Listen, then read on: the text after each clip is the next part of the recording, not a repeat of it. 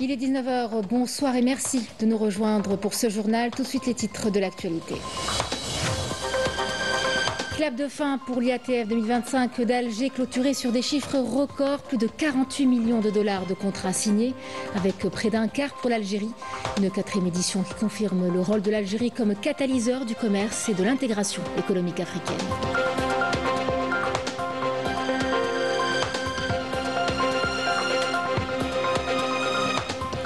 Nous irons par la suite à Bouira pour suivre un projet stratégique dans l'industrie pharmaceutique. Une nouvelle usine dédiée aux principes actifs avant de vous parler de l'entreprise nationale des matériels des travaux publics de Constantine qui équipe nos chantiers depuis plus de 50 ans aujourd'hui.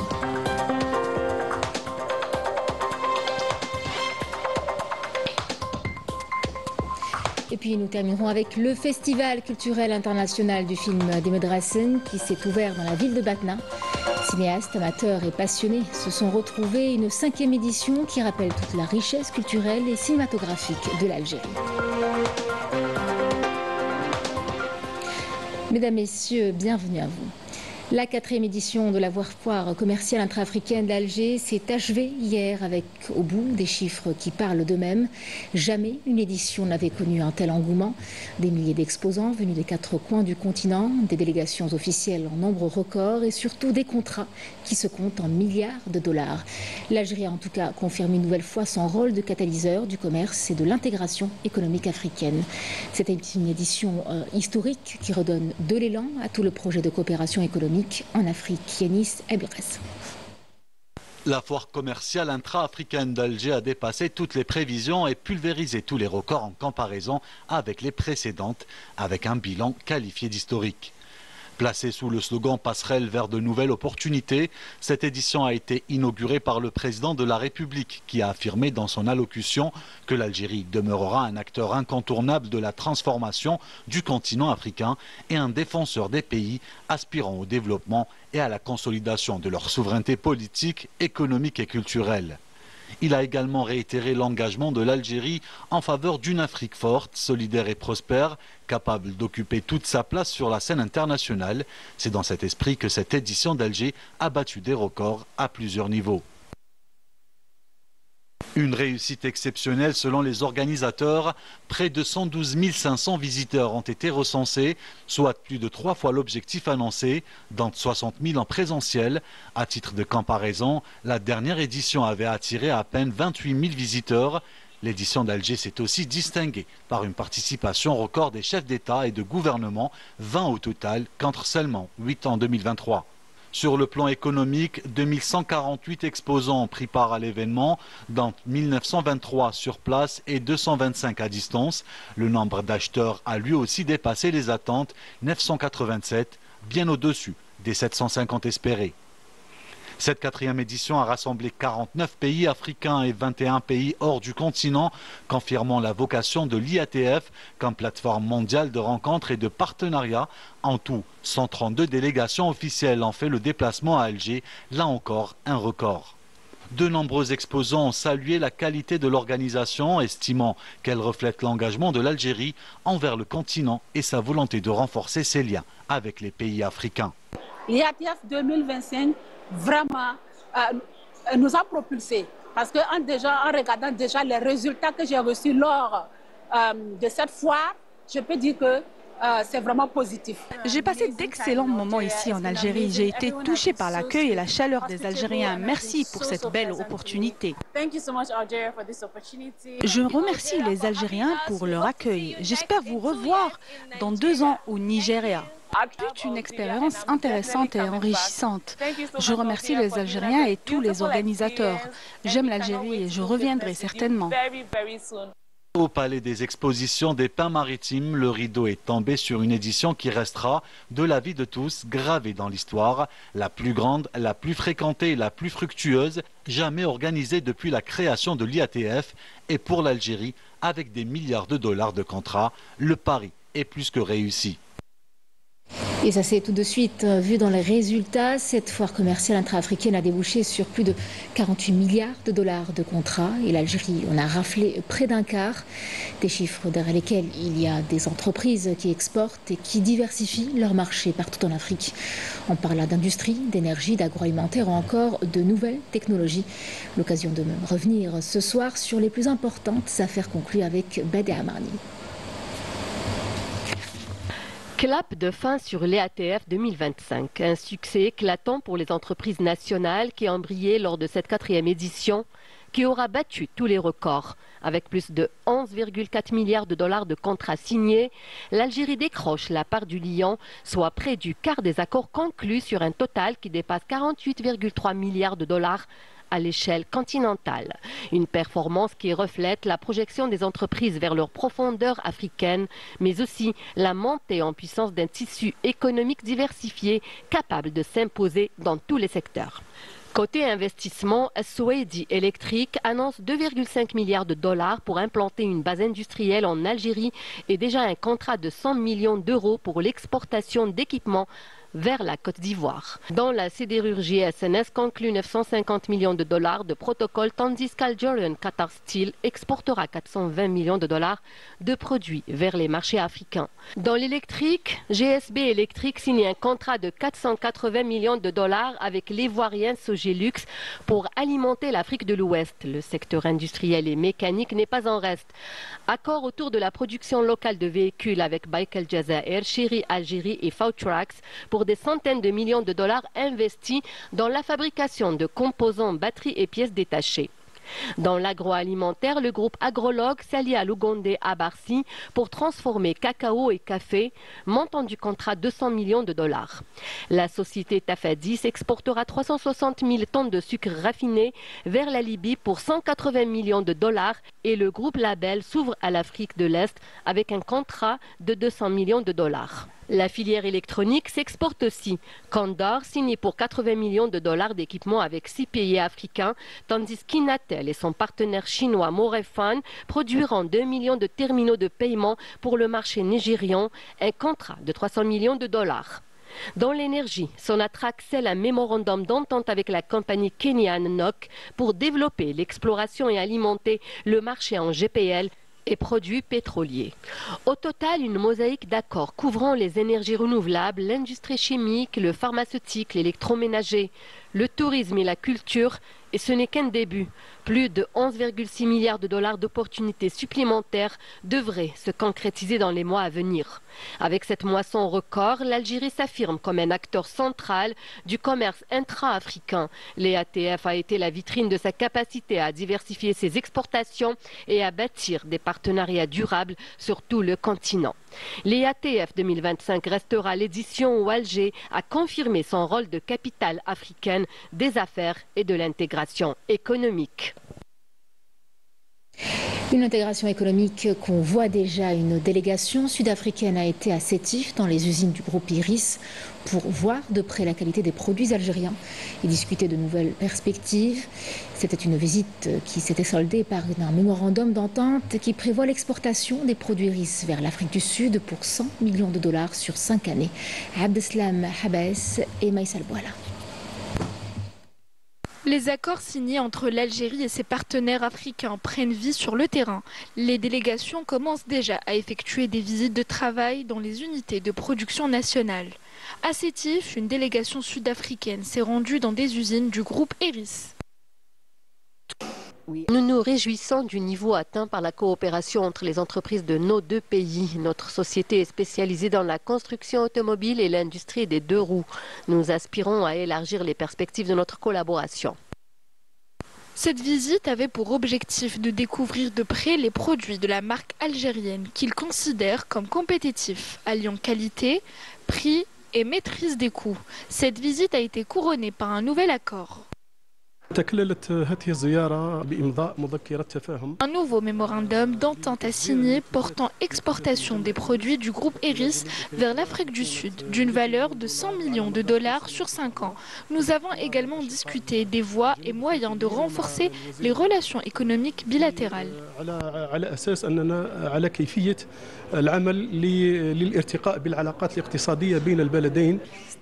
Cette coopération constitue un moteur pour renforcer le commerce intra-africain et bâtir une intégration économique concrète. Une visite qui marque le passage des signatures à l'action pour construire un partenariat industriel durable entre l'Algérie et l'Afrique du Sud. Suite aux instructions du président de la République pour booster l'exportation du ciment et du clinker, notamment à travers le développement des ports, le Premier ministre par intérim, Sifir Rib, a présidé aujourd'hui une réunion interministérielle en présence des ministres chargés des Finances, du commerce extérieur et de la promotion des exportations, des travaux publics et des transports, ainsi que du gouverneur de la Banque d'Algérie et d'opérateurs économiques actifs dans le domaine de l'exportation du ciment. Après avoir écouté plusieurs exposés sur l'état des infrastructures au niveau des différents ports concernés par les opérations d'exportation, ainsi que les préoccupations et propositions des opérateurs économiques présents, un ensemble de mesures pratiques et immédiates a été arrêté pour accompagner l'exportation du ciment et du clinker à court terme. Des mesures qui visent tout d'abord à rationaliser l'utilisation des infrastructures actuellement disponibles pour augmenter leur capacité de stockage et de maîtriser les coûts logistiques. En parallèle, plusieurs propositions sont à l'étude pour améliorer la fluidité des exportations à moyen terme, notamment à la faveur d'importants investissements attendus dans ce domaine et qui entreront prochainement en service. Dans ce journal, nous nous intéressons aussi à l'industrie pharmaceutique avec un projet d'envergure lancé à Bouira, une nouvelle usine spécialisée dans la fabrication de principes actifs, un investissement conséquent entre les mains de nos compétences nationales, de quoi créer de l'emploi et de la richesse et surtout avancer vers l'autosuffisance. L'idée étant de produire localement, réduire la facture des importations et même d'exporter l'excédent de production. Bada Amrani. Riche d'un demi-siècle d'expérience. Dorcas Pharm, une nouvelle usine de production pharmaceutique vient de voir le jour à Soul Roselaine dans la wilaya de Bouira. Spécialisée dans la fabrication de 13 principes actifs dans le sérum salé destiné à l'usage hospitalier, cette firme représente un investissement majeur estimé à 400 millions de dinars. Elle viendra renforcer l'industrie pharmaceutique nationale et devrait entrer en service d'ici la fin de l'année. La réalisation de cette unité est confiée à des compétences 100% algériennes. L'usine est conçue selon les standards internationaux avec un taux de réalisation des travaux estimé à 35%. La réception des équipements est prévue dans un mois et l'usine sera opérationnelle en décembre. Nous travaillons avec deux partenaires, l'un indien et l'autre autrichien, pour assurer le transfert de technologies. Le lancement officiel est prévu dans quelques mois. Ce projet va dynamiser l'économie locale et nationale.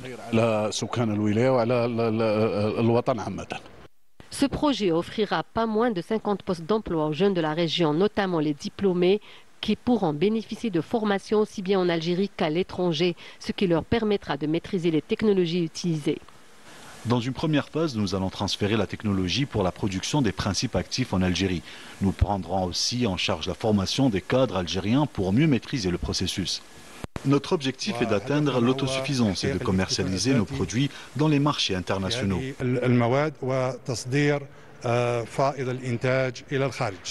Produire les principes actifs pharmaceutiques localement permettra de renforcer l'économie nationale, de réduire la facture des importations et de booster les exportations hors hydrocarbures. C'est de la souveraineté économique dont on vous parle à présent avec l'entreprise nationale des matériels des travaux publics à Constantine qui équipe nos chantiers depuis plus de 50 ans. Elle couvre également l'essentiel des besoins du marché local et s'impose même au-delà de nos frontières. Aujourd'hui, plusieurs centaines d'engins sortent chaque année des usines de l'entreprise avec l'objectif de doubler la cadence et d'aller chercher des parts de marché à l'international. C'est là un exemple de savoir-faire algérien qui devient un levier pour notre croissance. Selma Khayouani ainsi que Majed Yahmoun.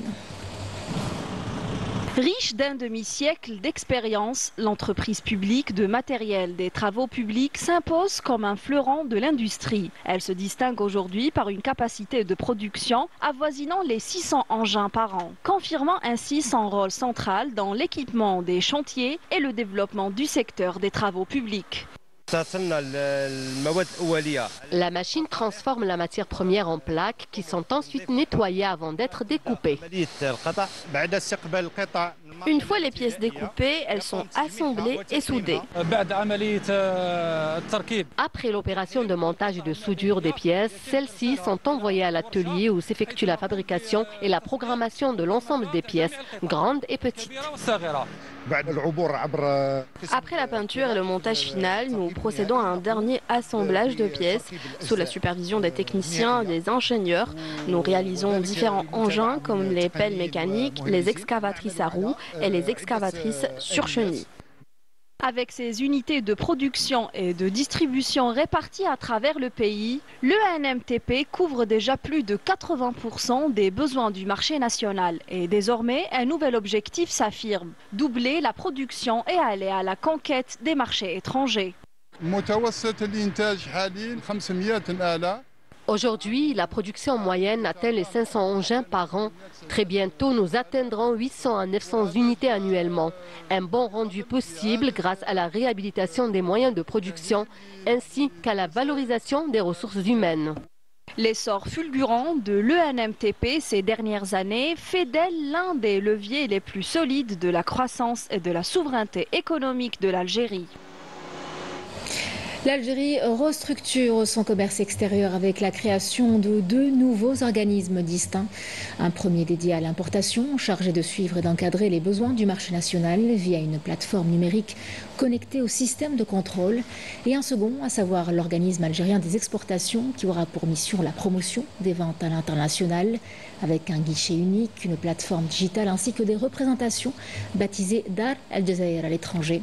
Ces réformes officialisées par décret au journal officiel s'accompagnent de la dissolution de l'ancienne agence Algex, dont les moyens et le personnel seront transférés vers la nouvelle structure. L'Algérie a officiellement rejoint l'Alliance africaine pour l'hydrogène vert à l'issue du Global African Hydrogen Summit tenu à Windhoek en Namibie. Une adhésion conforme à la stratégie nationale de développement de l'hydrogène à travers notamment le renforcement des partenariats et de la coopération internationale. Elle constitue là une étape majeure dans la transition énergétique et la diversification de l'économie nationale, tout en envoyant un signal fort d'unité et d'ambition continentale pour promouvoir les énergies renouvelables et l'hydrogène vert en Algérie.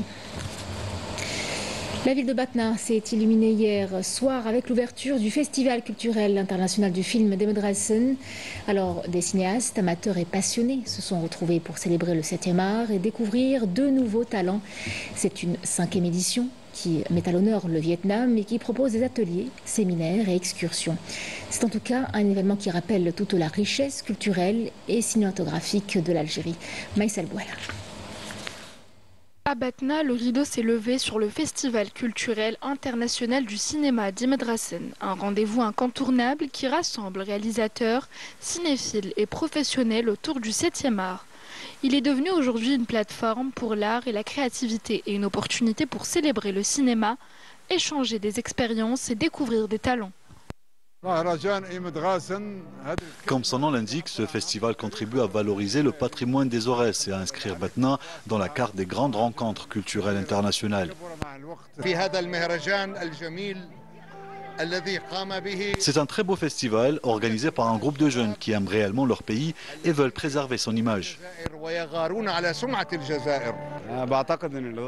Si je participe à ce festival et que je choisis d'y rester, c'est pour vivre pleinement cette belle ambiance. Je suis profondément ému par l'accueil du peuple algérien et l'amitié sincère qui unit nos 2 peuples, algériens et égyptiens.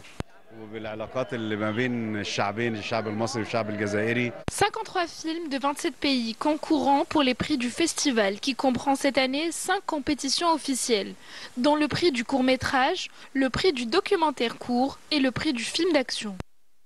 Ce qui rend cette édition unique, c'est la découverte de nouveaux visages, de jeunes talents et la présentation de films inédits. Durant 5 jours, le public pourra découvrir des œuvres qui lui offriront une véritable immersion dans la richesse du cinéma.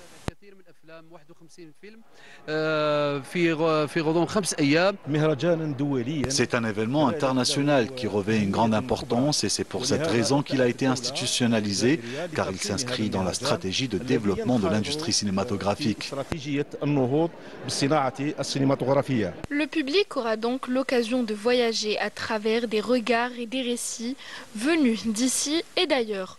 Le festival propose également des ateliers de formation, des forums de discussion et des excursions pour explorer le patrimoine local. Voilà qui clôture cette édition. Je vous remercie de l'avoir suivi et je vous retrouve demain pour le journal de 19h. Très bonne soirée sur Canal Algérie.